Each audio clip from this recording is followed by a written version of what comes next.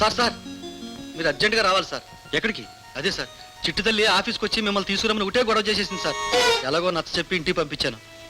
సరిపదా.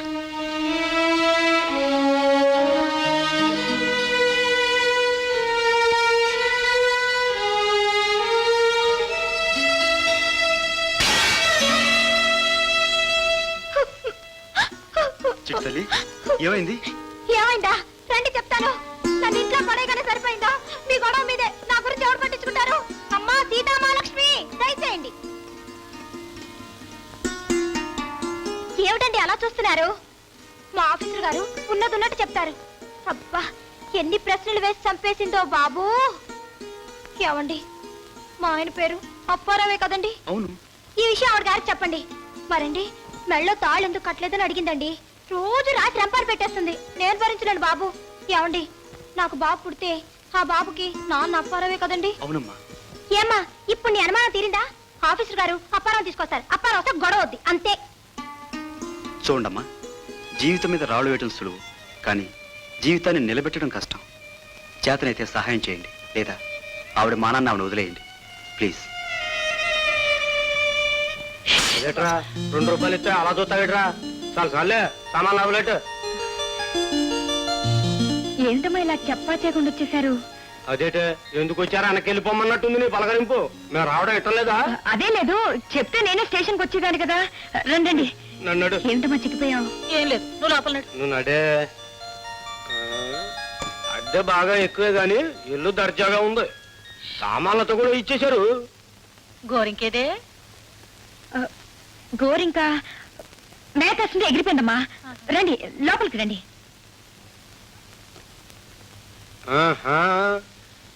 ఏటో అనుకున్నా గానీ అల్లుడు సామాన్యుడు కాదేవు. వంటగదిని కూడా ఇంద్రభవనం చేశాడు. 2 పొయ్యిలున్నాయేటే?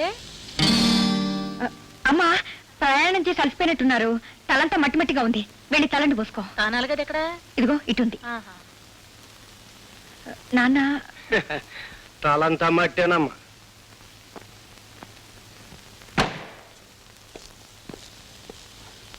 ఏమండి ఏమండి ఏమిటండి అలా నిలబడిపోయారు? బాగా అలసిపోయినట్టున్నారు. రండి.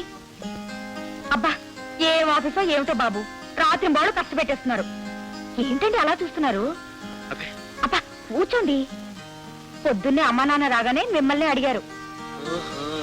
నాకు ఇప్పుడు అర్థమైంది. ఏమయ్యా అల్లుడు? కూర్చో కూర్చో కూర్చో. బాగున్నావా? ఎప్పుడు వచ్చారు? పొద్దున వచ్చా. ఏం బాబు బాగున్నావా? బాగున్నానండి. మీ ఆరోగ్యం ఎలా ఉంది? బానే ఉన్నాను. ఏమిటో మీరిద్దరూ రావటం, జయమోహన్లో కొత్త ఆనందం కనపడడం, ఇదంతా చూస్తుంటే ఎడారిలో ఐస్ వాటర్ తాగినట్లుగా ఉంది. అయ్యో మర్చిపోయాను, కాఫీ తెస్తాను. అక్కర్లేదు, బయట తాగొచ్చాను. చూసావమ్మా, ఆయన ఆఫీస్ నుంచి ఇంటికి తిరిగి వచ్చేసరికి నేను కాఫీ రెడీగా పెడతాను. ఆయనేమో హోటల్లో తాగుస్తారు. ఎప్పుడు ఇంతే. నేను ఇచ్చిందేవి తాగడం, నేను పెట్టిందేవి తినరు. అసలు ఇంట్లో సరిగ్గా భోజనం కూడా చేయట్లేదు. నువ్వే చెప్పు. ఏటి బాబు ఇలా చేస్తే నీ ఆరోగ్యం పాడైపోదు. నవ్వుతావేంటి? నవ్వుతావేటా? పిల్ల కంగారు పడిపోతుంటే ఆ గొడవ పట్టించుకోకుండా నా మాటిని నువ్వు దాని మాటిను. మావయ్య గారు, మీరు అత్తయ్య గారు ఇలాగే కొంతకాలం మా ఇంట్లో ఉంటే ఈ ఆనందం ఇలాగే ఉంటుంది. మేము ఎక్కడ ఉండడం ఏమిటయ్యా? మిమ్మల్ని మా ఇంటికి తీసుకుపోదాం అనుకుంటుంటే. Good, very good. వెళ్దామండి. ఏమండి మీరు ఇలా మాట్లాడుతూ పోతే మీ మాటలు అసలు అంతే ఉండదు. పదండి, స్నానం చేసి బట్టలు మార్చుకోండి. ఒకటే గొడవ.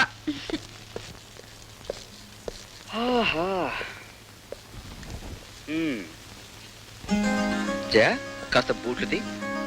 జయ బూట్లు తీ. ఇదిగోండి. ఈరోజు సాయంత్రం 6 గంటకి వాయిల్ చీర కట్టుకోవాలి. ఏం జయ సమాధానం చెప్పావు? అదే ఏ చీర కట్టుకుందామా అని. తెలుసుగా, నాకు తెల్ల చీర అంటే చాలా ఇష్టమని. తెలుసండి. ఈ రోజు సాయంకాలం మనం ఎగ్జిబిషన్ వెళ్తున్నాం. అలాగేనండి. వస్తూ వస్తూ హోటల్ అజంతాలో భోజనం చేస్తున్నాం. మీ ఇష్టం. ఈ రోజు రాత్రి ఇదే బెడ్ మీద మనం నోరు ముయ్యండి. ఈ అభిమానం, ఆత్మీయత గది లోపల వరకే. మీకోసం కాదు, నా వాళ్ళ కోసం. కూతుర్నిచ్చిన పాపానికి నాతో పాటు వాళ్ళు బాధపడకుండా నా అభిమానాన్ని గొంతు పిసికి చంపి మీతో పాటు నటిస్తున్నాను. మీలో ఏ మాత్రం మానవత్వం ఉన్నా వాళ్ళు వెళ్లేదాకా నాతో పాటు నటించండి. అమ్మా జయలక్ష్మి, ఏమిటండి ఇవాళ తారీఖు ఎంతమ్మా? 6 అండి. ఇదిగో అపాయింట్మెంట్ ఆర్డర్. రేపే ప్రయాణం. చాలా థ్యాంక్స్ అండి. నాకు మాత్రం చాలా బాధగా ఉందమ్మా. భార్యాభర్తలు విడతీసే ఘోరమైన పని చేస్తున్నాడు ఈ సుబ్బారావు. దేవుడు నన్ను నిజంగా క్షమిస్తాడంటావా అమ్మా? మహాస్వాములు పొద్దునే విచ్చేశారు. ఏమిటో గీతాసారం. రాజశేఖరం గారు, మిమ్మల్ని చూస్తూ ఉంటే నా గుండె తరుక్కుపోతుంది. మరో 24 గంటల్లో మీ ఆవిడ ఢిల్లీ వెళ్ళిపోతుంది. విడిపోయే కష్టం మీదైతే విడదీసే కష్టం నాదండి. వద్దండి, ఇలాంటి కష్టం పగవాడికి కూడా వద్దు రాజశేఖరం గారు, వద్దండి. మిస్టర్ ఊసర వెళ్ళి ఓవర్ యాక్షన్ చేయకు. అబ్బా, నాకు మాత్రం నరకం నుండి విడుదలైనట్టుందండి. నాకు అంతకంటే ఆనందంగా ఉంది. ఏమండి, మా అమ్మా నాన్నకి ఈ విషయం ఎలా చెప్పాలో, చెప్తే ఏమవుతుందోనని చాలా భయంగా ఉందండి. ఇంత చేసిన వాడికి ఆ పాపం చేయడం కష్టమా అమ్మా? నీకోసం అది కూడా చేస్తాను. నువ్వు ఊరికెళ్లే విషయం తెలిసే ముందు మీ ఆయన చేసిన అన్యాయం మీ నాన్నగారికి తెలియాలి, అంతే కదా? ఆ, నాన్నగారు ఎక్కడ ఉన్నారమ్మా? పైనున్నారు. నరసింహమూర్తి గారు, నమస్కారం. నరసింహమూర్తి గారు, రండి రండి రండి, కూర్చోండి. నా పేరు సుబ్బారావు, ఇల్లు నాదే. ఆహా, మా అమ్మాయి చెప్పిందయ్యో నువ్వు బుద్ధుడు అంటగా. అది ఆవిడ గొప్పతనం సార్, నేనెంత సార్ అల్పుణ్ణి. అలాగా. నమస్కారం అమ్మా. నమస్కారం. అవునరా బాగున్నా. సార్? రేపు నా పెళ్లి రోజు సార్. ఆ పవిత్రమైన రోజుని నాకంటే చిన్నవాళ్ళని సత్కరించడం, నాకంటే పెద్దవాళ్ళ ఆశీర్వాదం పొందడం నాకు అలవాటు. రేపు మీరు, మీ ఆవిడ, మీ అమ్మాయి, మీ అల్లుడు గారు తప్పనిసరిగా రావాలి. మీ అల్లుడు గారికి 1000 పనులు ఉండొచ్చు, కానీ తీసుకొచ్చే బాధ్యత మాత్రం మీదే. ఉరకలు వేసే ఆ సాగరం, దాని ఒడిలో చేరిపోవాలనే ఈ నదీ ప్రవాహం, ఈ పవిత్ర సాగర సంగమం మా దంపతులకు ఆదర్శం. బాగుందే. ఎంత వెయ్యి. మా దాంపత్యం ఇలాగే కలకాలం వర్ధిల్లాలని మనసారా దీవించండి సార్. చిరంజీవి చిరంజీవి. ఇదిగో బుద్ధుడు, నీకు బుద్ధి లేదయ్యా, ఛాన్స్ అంతకంటే లేదయ్యా. 7 ఏళ్ల క్రితం పెళ్లి చేసుకుని గొప్పలు చెప్పుకుంటున్నావు కానీ నువ్వు నీ పిల్లమైనా సరే, ఈ గోదావరి ఆ సముద్రుడైనా సరే, మా అమ్మాయిని అల్లుని చూసి నేర్చుకోవాల్సింది చాలా ఉంది. అవునంటావు కాదంటావు? ఆహా, చెప్పుతో కొట్టినట్టు చెప్పారు మహానుభావులు. అలా ఒప్పుకో, కానీ మీ అల్లుడు గారి గురించి ఒక విషయం చెప్పాలి. లాభం లేదండి, మీ అల్లుడు గారి గురించి చెప్పడంలో అధర్వణ శాస్త్రం కూడా ఓడిపోతుందని నా ఉద్దేశం. కానీ ఒక విషయం, ఈ ప్రకృతి మధ్య ప్రకృతి కూడా అదిరిపోయే విషయం ఒకటి చెప్పాలి. ఆగండి, మీరు ఆ విషయం చెప్పే ముందు నేను వీళ్ళకి ఇంకో విషయం చెప్తాను. అంత శ్రద్ధగా వినండి. ఏమండి అత్తయ్య గారు, మీరు కూడా. ఈ నదిని పిల్లకాలువని, ఆ సముద్రాన్ని బురదగుంటాయని చెప్పి నమ్మించి ఈ సాగర సంగమాన్ని కూడా శాశ్వతంగా వేరు చేయగల మహాత్ములు ఇంతమంది ముందు ఆ విషయం చెప్పే తీరాలి. చెప్తాను. చాలా మంది తీసుకునే అర్థం లేని నిర్ణయాలు ఈ అనంత విశ్వంలో కలిసిపోవాలంటే నేను ఆ విషయం చెప్పే తీరుతాను. మిస్టర్ సీతాదేవి గారు, ముఖ్యంగా మీరు వినాలి. అతను మరెక్కడో లేడు, ఇక్కడే ఈ లాంచ్లో మన మధ్య ఉన్నాడు. ఎవరు బాబు అతను? అబ్బా, చెప్పవయ్యా బాబు. Wait wait wait wait. వాడు పలికేది వేద మంత్రం, నడిపేది నీతి తంత్రం, అసలు రంగు బయటపడితే ఆ దేవుని అవతారం. ఇంట్లో రామయ్య, వీధిలో కృష్ణయ్య, ఇంట్లో రామయ్య, వీధిలో కృష్ణయ్య.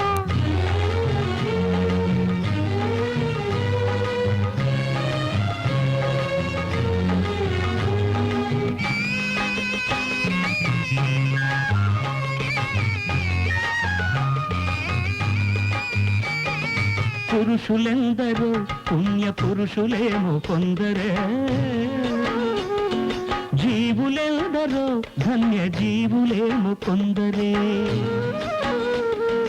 పురుషులెందరో పుణ్య పురుషులేమో కొందరే, జీవులెందరో ధన్య జీవులేమో కొందరే. ఇది ఎప్పుడో తెలిపింది అధర్వణ వేదం, ఇది ఎప్పుడో తెలిపింది అధర్వణ వేదం. ఎవరు వింటారు మన గీతా సారం, భగవద్గీతా సారం. ఏమంటారు? ఇంకో రామయ్య, వీధిలో కృష్ణయ్య, ఇంకో రామయ్య, వీధిలో కృష్ణయ్య.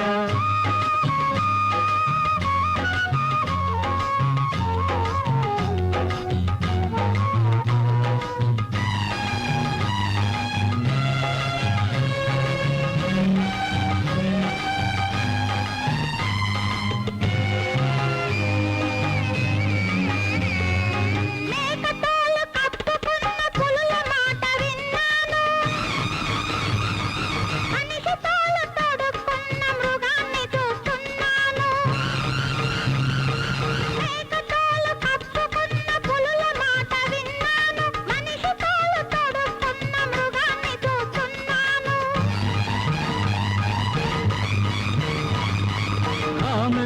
కంటికి ప్రతి రంగు పచ్చనే, దయ్యం పట్టిన మనసుకు దైవమైన తుచ్చమే. రాముడు దిగి వచ్చిన రాక్షసుడే అంటారు, భూమిలోన దిగుతూ తామున్నది నేలంటారు, భూమిలోన దిగుతూ తామున్నది నేలంటారు.